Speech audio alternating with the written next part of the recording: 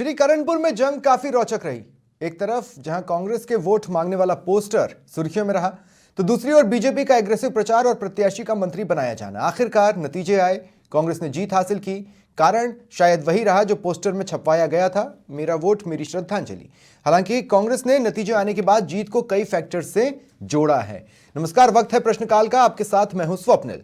सियासी शतरंज के खेल में बीजेपी ने हर वो चाल चली जो जिता दे, पर शह और मात का रास्ता भी बना दे, पर हार नसीब हुई। एक सीट से न सरकार गिर रही है, न ही विपक्ष बहुत ज्यादा मजबूत हुआ है, पर मैंडेट है और जिस समय पर आया है वो इसे बहुत बड़ा बना रहा है। कांग्रेस बीजेपी क्या कह रही है उसे अगर कुछ पलों के लिए छोड़ दें, तो मैंडेट क्या कह रहा है वो समझना जरूरी है। आज चर्चा इसी पर, लेकिन उससे पहले जो रिएक्शंस आए हैं उसको एक बार सुन लीजिए। जनता ने यह बता दिया कि सरकार मंत्री बना सकती है आदर्श आचार संहिता का उल्लंघन करके बिना जीते हुए, लेकिन एमएलए नहीं बना सकती। देखिए, कहीं कहीं सहानुभूति कारण हो सकता है, इसकी समीक्षा करें।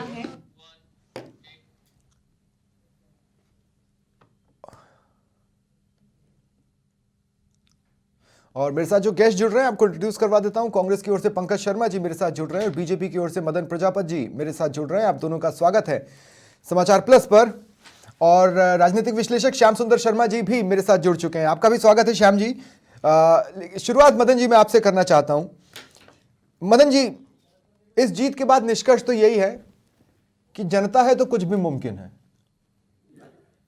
देखिए स्वप्न जी, ये जो जनता का जनादेश है ये सराखों पे है, और जनता ने जो जनादेश दिया है वो स्वीकार्य है हमको। उसमें किसी तरीके का प्रश्नीय चिन्ह नहीं लगा सकते। लेकिन मैं ये कह सकता हूं कि एक सीट की वजह से ये नहीं हो सकता कि जैसा कि अभी मैं गोविंद सिंह डोटासरा जी को सुन रहा था, इस तरीके की बात हो जाए। तो सहानुभूति की लहर जो है करणपुर के अंदर वो थी, और उसको हमने स्वीकार किया है। जनता का जो पहले गुरमीत सिंह कुन्नर जी जो थे उनके ऊपर काम किया, या उनकी आत्मीयता से जो जनता का जुड़ाव था वो दिख के इस चुनाव में आया। और जिस तरीके से पोस्टर लगाए तो उन पोस्टरों लेकिन आपने लड़ा तो इस तरीके से कि किसी तरह से अगर हम उस चीज को काट सके तो काट कर देखें।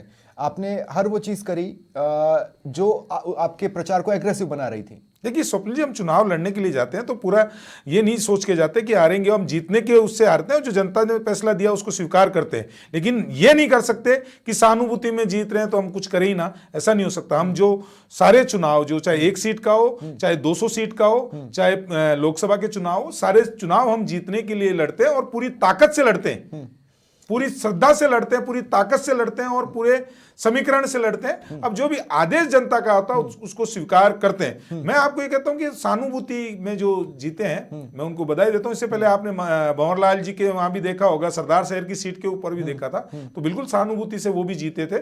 इस राजस्थान में जिनकी महेश्वरी जब जीती थी, बिल्कुल सहानुभूति से, मैं उसमें भी कह रहा हूं ना कि वो बीजेपी की जीत नहीं थी। देखिए, बीजेपी की जीत, ये कांग्रेस की जीत नहीं कैसे हो सकती है? पार्टी से लड़े तो पार्टी के निर्दलीय थोड़ी लड़े, ठीक है, तो वो बीजेपी की जीत है। लेकिन कहीं ना कहीं जो उस क्षेत्र में काम कर रही थी महेश्वरी जी, उनके, या आज मैं बात करूं गुरमीत सिंह जी कुन्नर की बात करता हूं, तो जो उन्होंने पिछले काम किए या जनता के साथ में उनका जो लगाव था, निश्चित रूप से उसका फायदा मिला है और सहानुभूति मिली है। तो लेकिन मैं एक चीज ये कह सकता हूं कि कांग्रेस का वोट प्रतिशत अगर आप देखोगे तो घटा है। कांग्रेस को किसी तरीके से वोट प्रतिशत नहीं बढ़ के मिला है। इसी तरीके से सरदार शहर में भी वोट प्रतिशत, पिछली बार से तो कम वोट प्रतिशत मिला है। इस पॉइंट पर तो मैं तुरंत काट सकता हूं, क्योंकि आम आदमी पार्टी को 11,000 से ज्यादा वोट गए, वो आपके खाते में भी नहीं आए। पिछली बार तीसरे नंबर पे रहे थे भारतीय जनता पार्टी का कैंडिडेट 2018। लेकिन एक सवाल है, एक सीरियस सवाल है, मैं सिंसियरली पूछना चाहता हूं कि क्या इन चुनावों के बाद आपको ऐसा नहीं महसूस होता कि मोदी जी पर आपकी डिपेंडेंसी कुछ ज्यादा बढ़ गई है? नहीं, देखिए, एक सीट में मोदी जी की डिपेंडेंसी बढ़ने वाली बात नहीं है। जो हमारे पास में देश के नई दुनिया के लोकप्रिय नेता है तो पूरी जनता उनको पसंद करती है, वो एक अलग विषय है। लेकिन इसको, इस चुनाव को मोदी जी या और किसी से जोड़ने से कुछ नहीं हो सकता। मैं तो इतना जानता हूं कि सहानुभूति की लहर है। सहानुभूति में इस देश के अंदर सरकारें भी बनाई है। इंदिरा गांधी जी की मौत के बाद में राजीव गांधी जी को 400 सीटें, 400 प्लस सीटें इसी देश ने सहानुभूति की लहर में दी है, किसी विकास में थोड़ी दी थी। अब मैं पंकज जी आपके पास आ रहा हूं। पंकज जी, श्यामलाल शेखावाटी जी हैं, मुझे उम्मीद आप शायद उन्हें जानते होंगे। वो आपके कांग्रेस के जिला संगठन महामंत्री हैं श्री गंगानगर में। उन्होंने आज सीधे तौर पर कहा कि ये सहानुभूती की जीत है, आप इसे कांग्रेस या कांग्रेस के कार्यों की जीत नहीं कह सकते। लेकिन कांग्रेस की ओर से जो रिएक्शंस आ रहे हैं वो कुछ ज्यादा बड़े और बढ़ा चढ़ाकर क्या आपको महसूस होते हैं? देखिए, बिल्कुल भी कोई बढ़ा चढ़ा कर कोई रिएक्शन नहीं है। आप सबको ये मानना पड़ेगा कि ये कांग्रेस के विश्वास की और वहां के करणपुर की जो जनता है उसके विश्वास की जीत है। और सबसे बड़ी बात है कि जिस तरीके से स्वतंत्र संस्थाओं का आप देखिए कि चुनाव आयोग ने आचार संहिता का उल्लंघन करने के बाद भी बीजेपी पे कोई कार्रवाई नहीं की, और बीजेपी ने कौन से चुनाव नहीं, नहीं, नहीं, नहीं, नहीं, आचार संहिता का उल्लंघन उल्लंघन किया पूछ लो और पहले, गलत है। नैतिकता को बिल्कुल ताक पे रख दिया। पंकज इस तरीके से नैतिकता का उल्लंघन किया। पंकज जी तरीके से 2 सेकंड, बीच पंकज चुनाव जी में 2 आचार संहिता के सेकंड, आप ही के पॉइंट पर आ रहा हूं मैं पंकज जी, लेकिन मैं समझना चाह रहा हूं कि अगर आप मुझे समझा पाए। देखिए, एक पॉइंट तो मेरा ये है कि आपने खुद ही पोस्टर छपाए थे, मेरा वोट मेरी श्रद्धांजलि। आपने कौन सा कांग्रेस के नाम पर वोट मांगे? आपने तो श्रद्धांजलि के नाम पर वोट मांगे। ये तो हो गया point number 1। Point number 2, Shibu Soren भी तो जब यूपीए का शासन था केंद्र में, सीएम बना दिए गए, बाद में चुनाव हार गए। या जब अशोक गहलोत पहली बार सीएम बनाए गए तब वो विधायक तो नहीं थे, तो इनडायरेक्ट फायदा तो आप भी, अब वो जहां से खड़े हो इनडायरेक्ट फायदा तो मिलता है। वही अगर बीजेपी करने की कोशिश कर रही थी तो फिर गलत क्यों थी? नहीं, डेफिनेटली आपको एक डिफरेंस समझना पड़ेगा स्वप्निल जी, कि चुनाव के बीच में कभी भी ऐसा डिक्लेरेशन पूरे इतिहास में कभी भी नहीं हुआ इस देश में। अगर है तो मुझे करेक्ट कीजिएगा आप। दूसरी सबसे बड़ी बात जो आप ये कह रहे हैं कि मेरा एक वहां सवाल हमने है। चुनाव के श्रद्धांजलि के माध्यम से मांगा, डेफिनेटली गुरमीत सिंह कुन्नर जी ने अपना काम किया था। वहां पे लगातार 40 साल से सक्रिय थे, लगातार 40 साल से सक्रिय रहते हुए उन्होंने विभिन्न पदों पर काम किया, जनता की सेवा की, और जनता की सेवा करते हुए उनके कामों से, कांग्रेस के कामों के साथ साथ ही श्रद्धांजलि तो एक वहां की जनता को देना था, और उसी बिहार पे करणपुर की जनता ने नहीं, पर ये कांग्रेस को लैंडस्लाइड चुनाव। विक्ट्री नहीं है। आप अगर आप देखेंगे ये लैंडस्लाइड विक्ट्री नहीं है, आपने एक तरफा जीत हासिल की हो वैसा नहीं है। मुकाबला नेक टू नेक था। 10,000 11,000 कुछ वोटों से आप जीते। वोट कम नहीं होते हैं। 11,000 वोटों से जीतना कम नहीं है और विधानसभा चुनाव में, तो ये ठीक है। अपने आप में बड़ी जीत है। तब जब एक सहानुभूति लहर अगर बहुत दमदार होती तो ये लैंडस्लाइड बहुत बड़ा हो सकता था। सरकार है जिसमें ना विभाग अच्छे से बांटे गए, ना तरीके से बांटे गए, ना समय से बांटे गए, ना ठीक है। समय से हाँ, मदन जी आप बताए क्या गए। बोल रहे हैं? शॉर्ट में बोलिए, फिर मैं सिर्फ श्याम जी इतना को सा शामिल जानना करूंगा। चाहता हूं हाँ, पंकज से। पंकज जी आप ये बताइए कि आचार संहिता के कौन सी धारा का उल्लंघन हुआ है और चुनाव आयोग ने नहीं सुनी इनकी आदत बन गई है। नहीं, चुनाव आयोग इतना जल्दी फैसला भी नहीं लेता। नहीं, अगर मेरे चुनाव को आयोग बताइए कोई ना, फैसला लेगा तो मैं वो आपके अभी पता चैनल के चलेगा माध्यम धीमे से, आप से। तो वरिष्ठ पत्रकार हैं और श्याम सुंदर जी भी हैं। हाँ। चुनाव आयोग की कौन सी धारा का उल्लंघन कर दिया हमने और कौन सी धारा के तहत जो है वो आचार संहिता का उल्लंघन हो गया? बताएं आज, अगर या तो बोलो मत, नहीं, मैंने तो और जब बोलो भी तो बताओ आप। नहीं 2 सेकंड, मैंने जब भी इस विषय पर सवाल उठाए मैंने मोरल ग्राउंड्स पर सवाल उठाए। नहीं, मोरल ग्राउंड्स नहीं, मैंने मैं तो उनसे नियमों पूछ रहा हूं, आपकी नियमों नहीं। की बात ही नहीं की। मोरल ग्राउंड्स चुनाव में हाँ। और सत्ता में चुनाव लड़ने जाते हैं जब ठीक मोरल है। ग्राउंड्स नहीं होते हैं। ठीक है। मैं आपको एक चीज बता दूं, मोरल ग्राउंड से इस्तीफा देते हैं। अशोक गहलोत जी को इस्तीफा दे देना चाहिए था। 19 पेपर लीक। ठीक है, आगे आपकी बात आ गई। जब पंकज जी पेपर शॉर्ट में आप बलात्कार और moral ground 2 second Madan ji, Pankaj ji short में आप अपना जवाब देते हैं। मैं ये कह रहा हूं नियमों की तो जानकारी आपको भी है। अगर से नियम नियमों के का तहत उल्लंघन हुआ? हुआ होता, मुझे ऐसा लगता है, क्योंकि नियमों की जानकारी मुझे नहीं है, मैं सवाल मोरल ग्राउंड पर उठा सकता हूं। लेकिन जो भी जानकारियां कांग्रेस ने दी उसके लिहाज से फैसला तो अभी आया ही नहीं है ना। चुनाव आयोग तो फैसला लेते लेते लेगा। आपके पास और भी रास्ते थे, आप उन रास्तों पर नहीं गए क्योंकि आपको इसमें बेनिफिट नजर आ रहा था। नहीं, देखिए मुझे लगता है कि चुनाव आयोग ने फैसला लेने में देरी की है, और अब तो क्योंकि रिजल्ट भी आ चुके हैं, लेकिन ये मैं कौन बार सी बार धारा का दोहरा उल्लंघन देता हुआ? हूँ कि ये नैतिकता का पतन जिस तरीके से बीजेपी ने किया है, आप आचार नैतिकता संहिता की के बात बीच में कीजिए। कभी भी नहीं, ऐसा नहीं, इतिहास नैतिकता अलग है, नहीं नियम अलग है। नहीं, नैतिकता मत सिखाओ। नैतिकता अलग चीज है और नियम अलग चीज है मदन जी। ठीक है श्याम जी, मैं आपके पास आ रहा हूं। ठीक है, 2 सेकंड श्याम जी, मैं आपके पास आ रहा हूं। श्याम जी, जब हम श्री करणपुर पर बातचीत कर रहे हैं तो मुझे लगता है कि 2-3 बातें हमें नहीं भूलना चाहिए। पंकज जी 2 मिनट रुकिए, मैं श्याम जी के पास जा रहा हूं। 2-3 बातें जो हमें नहीं भूलना चाहिए, उसमें से पॉइंट नंबर 1 तो ये है कि हमने इसी इलाके, अरे पंकज जी 2 मिनट रुकिए ना प्लीज प्लीज प्लीज। हाँ पंकज जी अब रुक जाइए, पंकज जी रुक जाइए रुक जाइए रुक जाइए रुक जाइए, रुक तो जाइए पंकज जी प्लीज। हाँ रुक जाइए ठीक है श्याम जी। अरे 2 सेकंड पंकज जी। श्याम जी देखिए, मैं आपको बता रहा हूं कि 2-3 बातें हमें नहीं भूलनी चाहिए। पहला पॉइंट तो यह है कि बीजेपी के एक लीडर की ओर से, हालांकि बाद में उन्होंने माफी मांगी, गुरुद्वारे को लेकर एक बयान दिया गया जिसके खिलाफ सबसे ज्यादा प्रदर्शन हमें इसी इलाके में देखने को मिला। पॉइंट नंबर 2, जब किसान आंदोलन हुआ था तब किसान आंदोलन का भी सबसे ज्यादा प्रभाव राजस्थान में इसी इलाके में था। और आज जब श्री करणपुर के नतीजे आ रहे हैं, मुझे लगता है कि ये कोई एक दिन या एक घटना का नहीं है, ये चेन ऑफ इवेंट्स है जिसके बेसिस पर जनता ने वोट डाला है। देखिए स्वप्निल जी, ये बात तो सही है कि जनता चुनाव जीती है, राजा चुनाव हार गया। राजा बना तो दोगे आप, जनता उसको समर्थन नहीं करेगी तो फिर राजा नहीं रह पाता। अब देखिए राजा को आज देखिए जिस प्रकार से जनता चुनाव जीत करके श्रद्धांजलि दी है। देखिए, कांग्रेस की जीत नहीं मानी जानी चाहिए। हाँ, गुरमीत exactly. खुन्नर को धन्यवाद श्रद्धांजलि दी है और उसका श्रेय, क्योंकि कांग्रेस का प्रत्याशी इसलिए कांग्रेस श्रेय ले रही है, तो इसमें दो राय नहीं, लेना भी चाहिए, हर पार्टी लेती है। डबल इंजन की सरकार, मोदी है तो मुमकिन है कहते हैं आप, लेकिन यहाँ नहीं मुमकिन हुआ, यहाँ तो जनता कहती है वो मुमकिन हुआ है। तो देखिए, कांग्रेस और बीजेपी के दोनों के लिए संदेश है। कांग्रेस को अब इस चुनाव जीत जाने के बाद ये नहीं सोच लेना चाहिए कि हम सब कुछ जीत जाएंगे। उनको सतर्कता से लोकसभा का चुनाव लड़ना चाहिए, क्योंकि तो उनका, और इससे सरकार ना तो गिर रही है ना कुछ हो रहा है, सरकार के ऊपर तो कोई ज्यादा फर्क नहीं पड़ रहा। लेकिन ये बात सही कि 2-3 दिन पहले ही मोदी जी ने जो बीजेपी के कार्यालय में अपने लोगों से कहा था कि कांग्रेस हमारे पर जो आरोप लगाती थी, अब हमारे ऊपर भी आरोप लगेंगे। तो देखिए, मोदी जी तो इसका मतलब जान रहे थे कि हम चुनाव जीत पाएंगे नहीं जीत पाएंगे, क्यों उन्होंने बीजेपी के दफ्तर में आकर के कहा। और लोकसभा का चुनाव निश्चित तौर पर है, 115 आपने जीती है, तो करीब 8 सीटें या 10 सीटें ऐसी है जहां पर कांग्रेस संघर्ष कर सकती है, और कितनी जीतेगी ये तो पब्लिक तय करेगी निश्चित रूप से। देखिए, लेकिन नई सरकार को अब जो कह रहे थे 12 रुपए जेब काट रहा है अशोक गहलोत, अब आप निर्णय कीजिए। पहली कैबिनेट बुधवार को होगी, तो मुझे लगता है मुख्यमंत्री जी संवेदनशील हैं, और जिस प्रकार से चुनाव हारा है। लेकिन श्याम जी, मैं एक बात कहना चाहता हूं कि कई बार क्या होता है, सिंपैथी फैक्टर इतना ज्यादा स्ट्रांग होता है कि दूसरे मुद्दों के बेसिस पर एनालिसिस नहीं किया जा सकता। मुझे लगता है कि सरकार को ही सीधे कसौटी पर कस देना शायद जल्दबाजी होगी, क्योंकि सरकार के काम के बेसिस पर 83,500 वोट कम तो नहीं होते, इलाके में अच्छे वोट तो मिले हैं।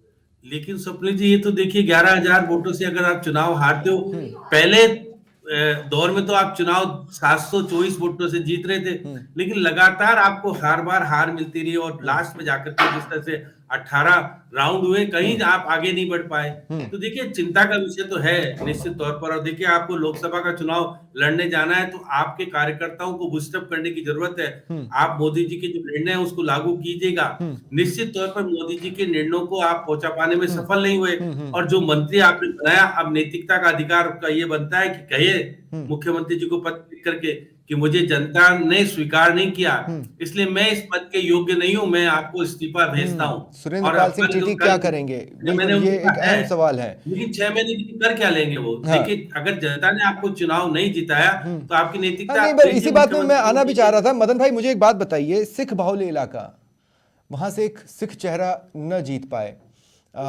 बीजेपी का, कहीं इसके पीछे ये तो नहीं कि हमारे जो सिख भाई हैं उन्होंने बीजेपी की किसी बात को दिल पर ले लिया होगा? नहीं स्वप्निल जी, मैं फिर कह रहा हूँ, ये सहानुभूति की जीत है। ये श्रद्धांजलि के बदले वोट वाली जो पोस्टर था, मैं उसकी जीत मानता हूँ।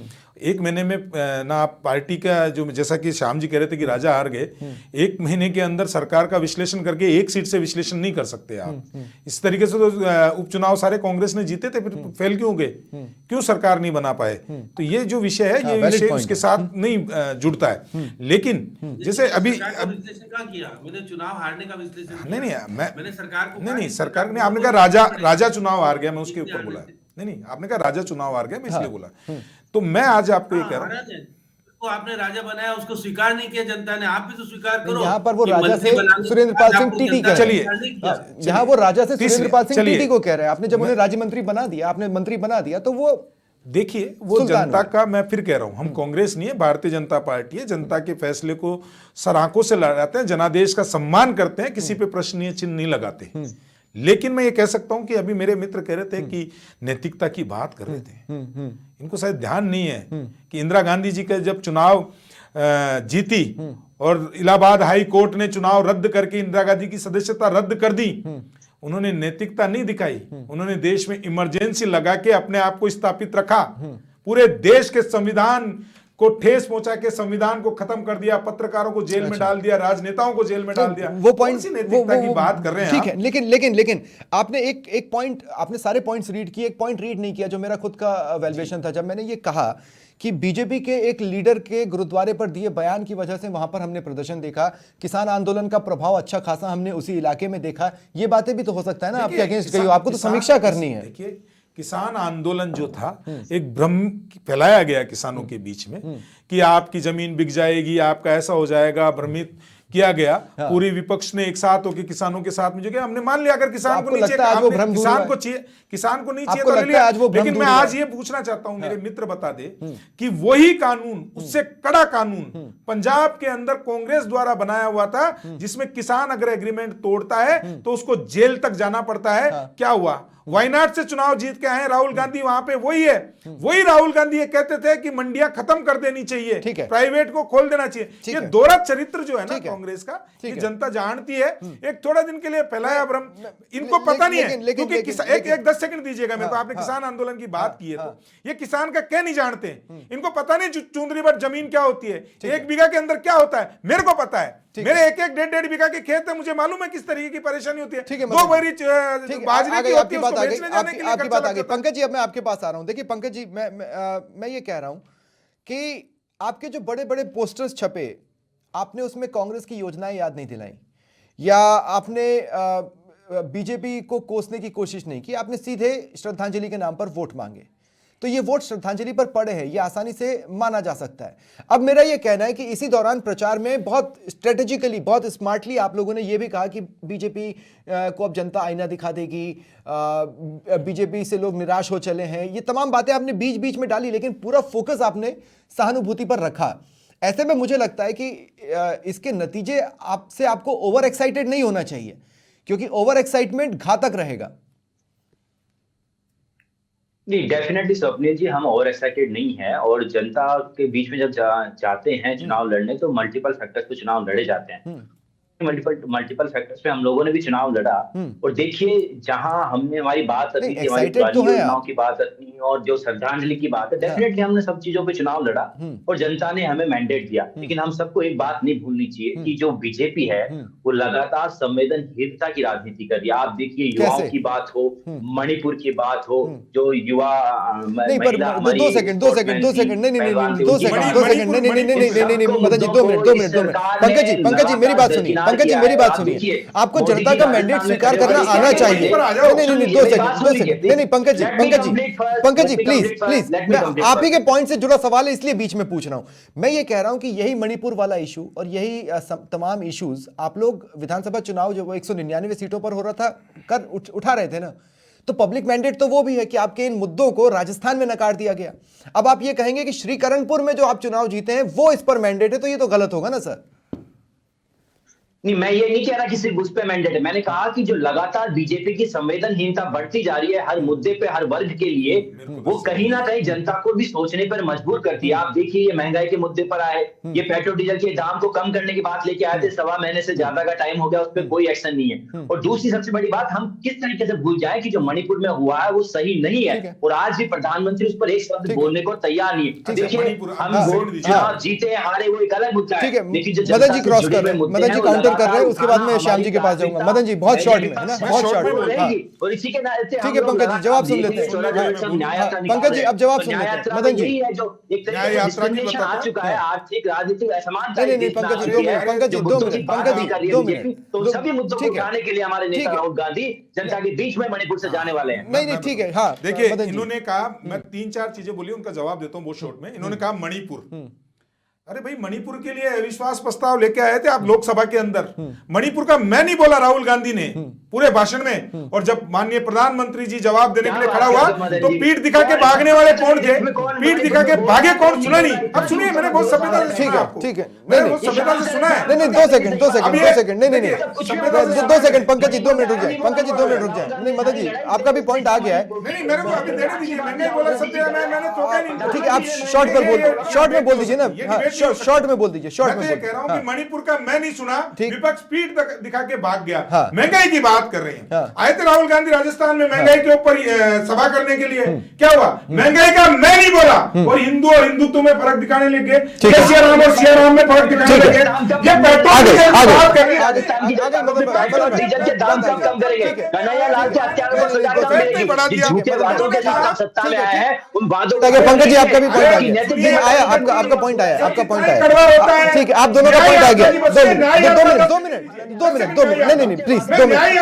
हम आगे अगले राउंड अगले राउंड मदन जी प्लीज, मदन जी नहीं प्लीज मैं अगले राउंड में आऊंगा ना, आप ले लीजिएगा, मैं वापस आपके पास आऊंगा ना, अभी तो एक राउंड और बचा है। लेकिन उससे पहले श्याम सुंदर जी मैं आपके पास आ रहा हूं। श्याम सुंदर जी मैं ये कह रहा हूं, इतने बड़े इश्यूज का मैंडेट नहीं है ये, जिन इश्यूज पर डिबेट जा रही है, ये इतने बड़े इश्यूज का मैंडेट नहीं है। मैंडेट तो बहुत क्लियर है कि सहानुभूति है, उसके आगे क्या हो सकता है, उसके आगे सचेत किया जा सकता है। अब अगर कांग्रेस इस जीत से ओवर एक्साइटेड हो जाए तो उसके लिए खतरा है, और आप देखिए अगर बीजेपी इससे चेत जाती है तो आगे उसके लिए सुनहरा भविष्य है, क्योंकि भाई अल्टीमेटली तो 2024 ही देख रहा है ना हर कोई।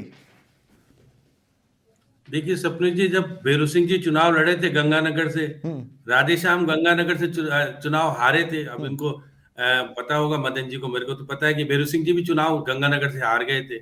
तो देखिए हार जीत चुनाव में होती रहती है, हार जीत का कोई मैं तो नहीं, लेकिन किस वक्त पे कौन कैसे हारता है, और जो आपने जीतने के लिए मंत्री बनाया था उसको स्वीकार नहीं किया वहां की जनता ने। उनका हमारा तो जो गुरमीत कुन्नर था जिसने बलिदान दिया, और जिसको वो देखिए कांग्रेस ने टिकट नहीं दिया उसके पुत्र को, वो मरने के बाद ही टिकट ले पाया।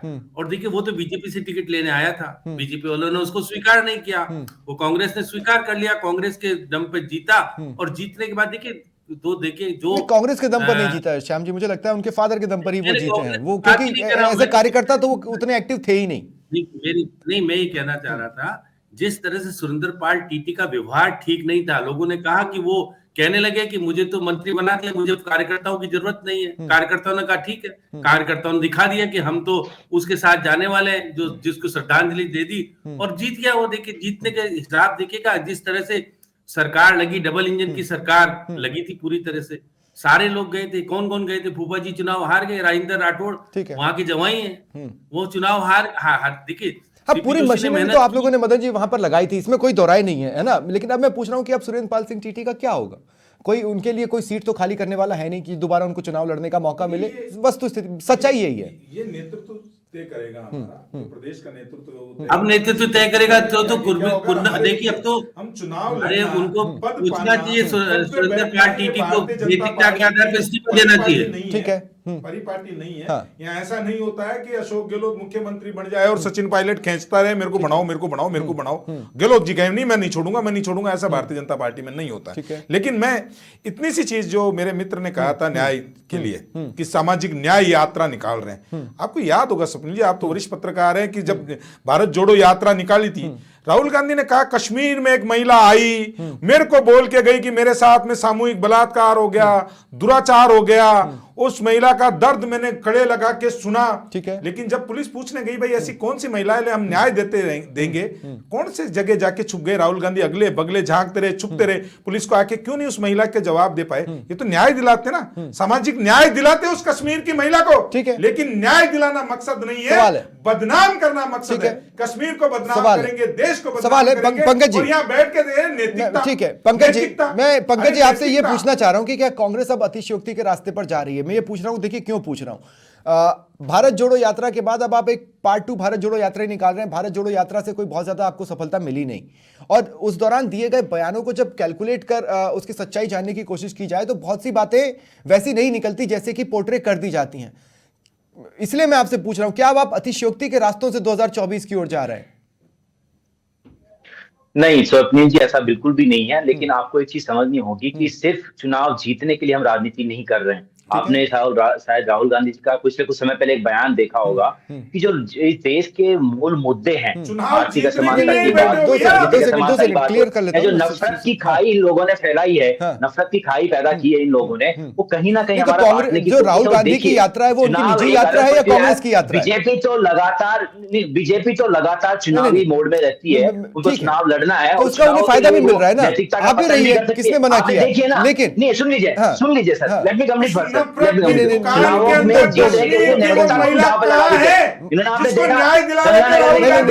जी, एक बहुत छोटा सा सवाल, ठीक है, एक छोटा सा सवाल है पंकज जी, बहुत छोटा सा सवाल है, एक बहुत छोटा सा सवाल है। राहुल गांधी जिस यात्रा पर निकल रहे हैं वो राहुल गांधी की निजी यात्रा है या कांग्रेस की यात्रा है? नहीं, दो सेकंड पंकज जी, बहुत सिंपल सा सवाल है पंकज जी, बहुत सिंपल सा सवाल। बहुत सिंपल सा मणिपुर सवाल का है। लोकसभा से मैं आपसे टिकट ये के पूछ क्यों रहा हूँ, मांगे नहीं, राहुल 2 गांधी? सेकंड, मैं आपसे सिर्फ इतना पूछ रहा हूँ, राहुल गांधी जिस यात्रा पर निकल रहे हैं वो उनकी निजी यात्रा है या कांग्रेस की यात्रा है? जैसे ही कांग्रेस की यात्रा का फील आता है बिल्कुल आपके साथ वाले चिल्लाने लगते हैं। वो कांग्रेस के नेता है, वो कांग्रेस के नेता पर है, आप भारत तो जोड़ो कांग्रेस की यात्रा को कहते होगी थे ना। कि उनकी निजी यात्रा है। क्या कह रहे हैं? जब भारत जोड़ो यात्रा निकल रही थी आप कहते थे कि वो राहुल गांधी की निजी यात्रा है, राहुल गांधी देश समझने के लिए निकले, वो पॉलिटिकल नहीं थी। किसी की ने निकाह निजी यात्रा है, कांग्रेस उसमें भी ठीक है। भागीदार थी, ठीक है। और इसमें भी कांग्रेस भागीदार अच्छा, है। ठीक है, वो न्याय ठीक यात्रा है, में क्या ठीक है? 2 मिनट, वो महिला 2 मिनट। का न्याय का ठीक है, है, ठीक है। वो किसान श्याम की जी, आपका बात पॉइंट करने आ वाले चुका का है, है। बिल्कुल ठीक इस है। देश में इतना क्लोजिंग सुकून कमेंट ले है रहा हूं, राहुल मैं गांधी। क्लोजिंग कमेंट ले रहा हूं। श्याम सुंदर जी मैं आपके पास आ रहा हूं। श्याम जी मैं श्याम सिर्फ सुंदर इतना जी कह रहा हूं, मुस्कुरा रहे हैं। वो भी एक मुस्कुरा नहीं रहे नहीं हैं ठीक कि है भैया श्याम क्या सुंदर जी, करूं, ये आदमी नहीं झूठ नहीं बोलता है, नहीं कहां नहीं तक बचाव श्याम करूंगा? सुंदर जी, मैं अरे वो क्यों बचाव करेंगे, वो पत्रकार हैं, वो सिर्फ नहीं, हकीकत वही तो सामने बता रहे हैं, क्या बोले? रखेंगे। लेकिन श्याम जी मेरा सवाल सिर्फ श्याम यही जी, है, कांग्रेस कहां तक बचाओगे? श्याम जी, इस चुनाव में सिर्फ एक संदेश है दोनों पार्टियों के लिए और कुछ नहीं। इसका 2024 से रिफ्लेक्शन देखने की कोशिश जो कुछ जगहों पर हो रही है, मुझे नहीं लगता कि वो फ्रूटफुल है या उसका कोई बेस हो सकता है। लेकिन बीजेपी के लिए तो बड़ा संदेश है कि आप हाँ, संदेश है, सत्ता वो तो के मैं भी कह नशे रहा में हूं। मत हाँ, रहिए। हाँ, देखिए, सत्ता के नशे में नहीं रहिए। और जो मोदी जी कह के गए थे बीजेपी कार्यालय में 3 दिन पहले, वो सच है। सामने देखिएगा, उन्होंने कहा कि जनता से दूर रहोगे, जनता आपको दूर कर देगी। तो आज जनता की स्थिति देखा, आपने मंत्री बनाया लेकिन स्वीकार नहीं किया। वहां के लोगों ने कहा कि हमारे गुरमीत सिंह कुल्लर ने, क्योंकि कांग्रेस ने भी देखिएगा कि उनके बेटे को टिकट नहीं दिया था, वो स्वर्गवासी होने के बाद टिकट सिंपैथी का, और चुनाव में बाकायदा कहा गया श्रद्धांजलि दीजिए। श्रद्धांजलि किसको दीजिए? गुरमीत सिंह कुल्लर को दीजिएगा। ये देखिएगा चुनाव जीतने की स्ट्रेटेजी, चुनाव जीत गए वो। आज चुनाव जीत गए तो कांग्रेस कह रही है कि हम चुनाव जीते हैं। अब भाजपा चुनाव हारी है तो निश्चित रूप से भाजपा ने स्वीकार किया। ठीक है। अच्छी बात है, मदन जी ने कहा कि स्वीकार करते हैं, क्योंकि जनाधार आ गया तो उसके बाद रहता भी क्या है। अब जनाधार जब आ गया है तो देखिएगा जो सुरेंद्रपाल टीटी है, हाँ। उनका नैतिक दायित्व नहीं रहता है कि वो पद पे बने रहे। वो सीधे तौर पे मुख्यमंत्री को भेजें इस्तीफा कि मैं स्वीकार नहीं करूंगा, क्योंकि मुझे जनता ने स्वीकार नहीं किया तो मैं इस पद का करूंगा क्या। ठीक है। 6 महीने बाद अगर पद सब छोड़ना पड़ेगा तो आज ही पद छोड़ करके नैतिकता का तगाजा नहीं, देना हालांकि चाहिए। उनका और स्टेटस पार्टी बना रह सकता है। देखिए सियासत बड़ी इंटरेस्टिंग है, किसी बोर्ड या निगम में उनको दर्जा देकर फिट किया जा सकता है, ऐसा नहीं है। नहीं, वो तो सियासत दे बड़ी दें, लेकिन इंटरेस्टिंग है। मंत्री पद में तो नहीं रह सकते ना। हाँ, हाँ, मंत्री पद पे दर्जा नहीं मिल रह जाएगा सकते वो जा। हाँ ठीक है, बहुत बहुत शुक्रिया आप सभी का मेरे साथ जुड़ने के लिए और चर्चा में शामिल होने के लिए। फिलहाल इतना ही, नमस्कार।